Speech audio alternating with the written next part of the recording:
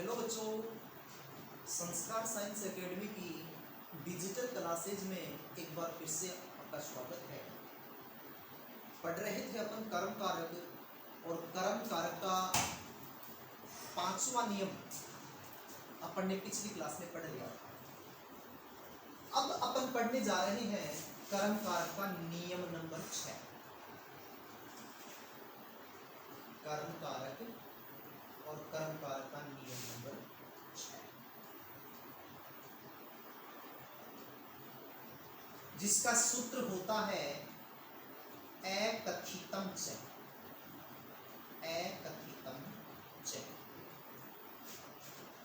इस सूत्र में मैं आपको सीधे सीधे बता देता हूं, बेटे संस्कृत में 16 धातुएं होती हैं जो द्विकर्मक होती हैं। कौन सी होती हैं? द्विकर्मक धातुएं। बेटा कर्म के आधार पर दो प्रकार की होती हैं। धातुएं कर्म के आधार पर, एक बार थोड़ा सा बता देता हूं आपको। कर्म के आधार पर धातुएं, धातुएं आप सब जानते होंगे, धातुएं दो प्रकार की होती हैं। दो प्रकार की होती हैं।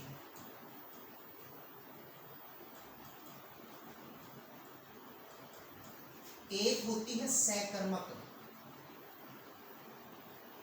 सकर्मक, और एक होती है एक कर्मक। सकर्मक जिसके साथ में कर्म होता है, सैनिक सहित साथ, जिसके साथ में कर्म होता है वो सकर्मक धातु होती है, और जिसके साथ में कर्म नहीं होता है वो अकर्मक धातु होती है। अब सकर्मक धातु भी दो प्रकार की होती है। एक होता है एक कर्मक,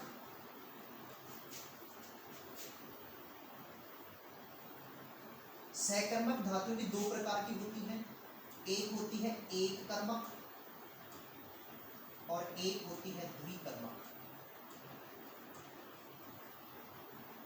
एक कर्मक और द्विकर्मक। एक कर्मक धातु में एक कर्म होता है और दो द्विकर्मक धातु में दो कर्म होते हैं। अब दो कर्मों में एक मुख्य कर्म होता है और एक गौण कर्म होता है।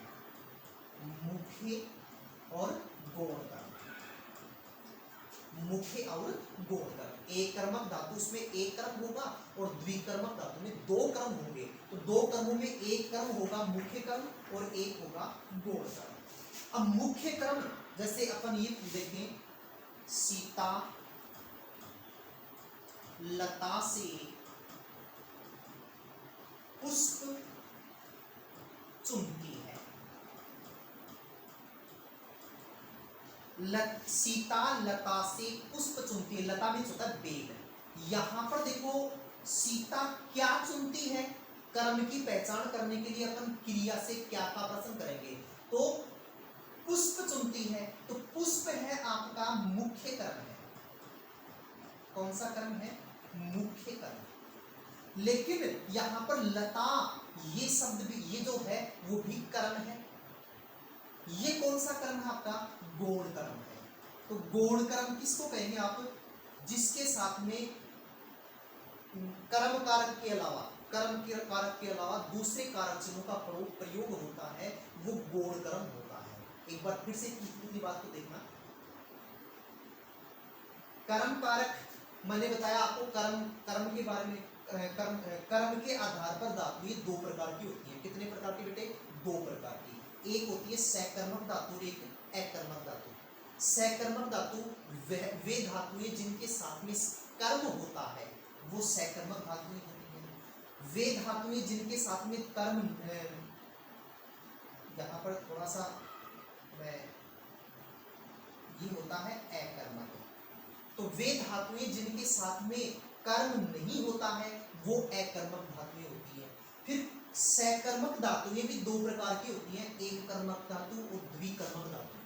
एक कर्मक धातु और द्विकर्मक धातु। एक कर्मक, एक नाम से प्रतीत हो रहा है, जिस धातु के साथ में एक कर्म होता है वो एक कर्म धातु। जिस धातु के साथ में दो कर्म होते हैं वो द्विकर्मक धातु हो गई। अब द्विकर्मक धातुओं में दो कर्म होते हैं, एक होता है मुख्य कर्म और एक होता है गौण कर्म। मुख्य कर्म और गौण कर्म किस प्रकार समझेंगे अपन? सीता लता से पुष्प चुनती है, मतलब सीता क्या चुनती है? पुष्प। ये तो आपका मुख्य कर्म हो गया। कौन सा कर्म हो गया? मुख्य कर्म। लेकिन यहाँ पर लता से, मतलब यहाँ पर कर्म कारक का कारक चिन्ह को होता है, लेकिन यहाँ पर कर्ता लता से आ रहा है, अलग कारक चिन्ह का प्रयोग यहाँ पर हुआ है। तो ये लता शब्द है, वो भी कौन सा कर्म? ये कौन सा कर्म है? गौण कर्म। अब देखते हैं, अपन पढ़ रहे थे अपन कर्म कारक का नियम नंबर 6, जिसका सूत्र मैंने आपको बताया एकथितम च। और एकथितम च सूत्र क्या कहता है कि संस्कृत में 16 धातुएं होती हैं जो द्विकर्मक होती हैं। द्विकर्मक धातुएं जिनके दो कर्म होते हैं, एक मुख्य कर्म और एक गौण कर्म। सबसे पहले उन धातुओं को देखिए आप।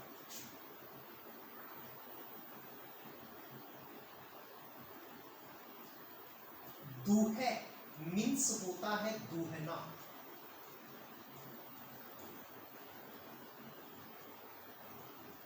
याच मीन्स होता है मांगना, पच मीन्स होता है पकाना, दंड दंड मीन्स होता है दंड देना,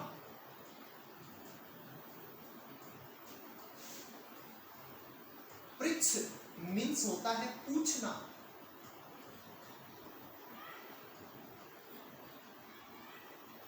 रुद्ध मीन्स होता है रोकना,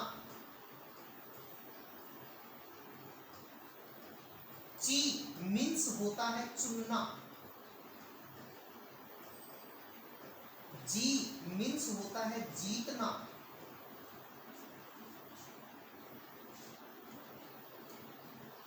मथ मीन्स होता है मथना,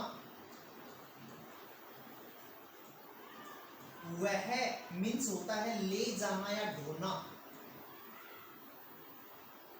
ले जाना या ढोना, कृष मीन्स होता है खींचना, ब्रू मीन्स होता है बोलना, सास सास मीन्स होता है कहना, ही मीन्स होता है हरण करना। तो ये आपकी 16 द्विकर्मक धातुएं होती हैं। कौन कौन सी? दुहे, याच, पच, दंड, प्रच्छ, रुद्ध, ची, जी, नी। नी मैंने छोड़ दिया। नी मीन्स ले जाना, नी मीन्स ले जाना। एक होता है मुस, मुस मीन्स होता है चुराना, मुस मीन्स क्या होता है? चुराना। तो ये 16 धातुएं द्विकर्मक धातुएं। दूहे मीन्स दूहना, मतलब गाय का दूध दूहना, याच मीन्स मांगना, पच मीन्स पकाना, दंड मीन्स दंड देना, पृच्छ मीन्स पूछना, रुद्ध मीन्स रोकना, ची मीन्स चुनना, जी मीन्स जीतना, मत मीन्स मथना, वह मीन्स ले जाना, कृष मीन्स खींचना, भ्रू मीन्स बोलना, सास मीन्स कहना, हरि मीन्स हरण करना, नी मीन्स ले जाना और मूस मीन्स चुराना। ये संस्कृत की 16 द्विकर्मक धातुएं हैं। जिस भी वाक्य में ये 16 द्विकर्मक धातुओं में से कोई सी भी धातु आ जाती है तो वहां पर कर्म में, दोनों कर्मों में, मुख्य कर्म में तो द्वितीय विभक्ति का प्रयोग होगा ही होगा, गौण कर्म में भी कौन सी विभक्ति का प्रयोग होगा? द्वितीय विभक्ति का प्रयोग होगा। जैसे मैं आपको बताता हूं एग्जांपल से। जैसे अभी एग्जांपल अपन ने लिखा था कि सीता लता से, लता मीन्स होता है बेल, लता से पुष्प चुनती है, पुष्प चुनती है। ची, ची मीन्स होता है चुनना। अभी आया था ची, ची एक द्विकर्मक धातु है और ची मीन्स होता है चुनना। तो ची धातु आ रही है, तो यहाँ पर जो पुष्प मुख्य कर्म है इसमें तो द्वितीय विभक्ति का प्रयोग होगा ही होगा। इसमें जो लता गौण कर्म है इसमें कौन सी विभक्ति का प्रयोग होगा? द्वितीय का। कैसे होगा? सीता लताम पुष्पम चिनोति। जैसे पाचक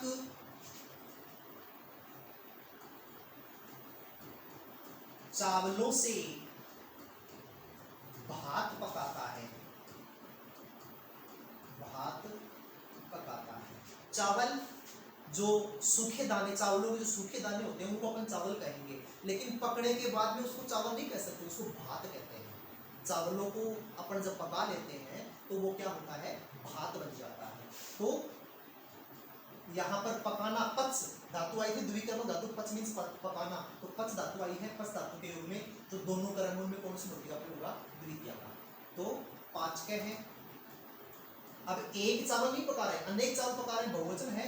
तंडुल मीन्स होता है चावल, तो उसमें बहुवचन का प्रयोग करेंगे, तंडुलान, द्वितीय विभक्ति बहुवचन का।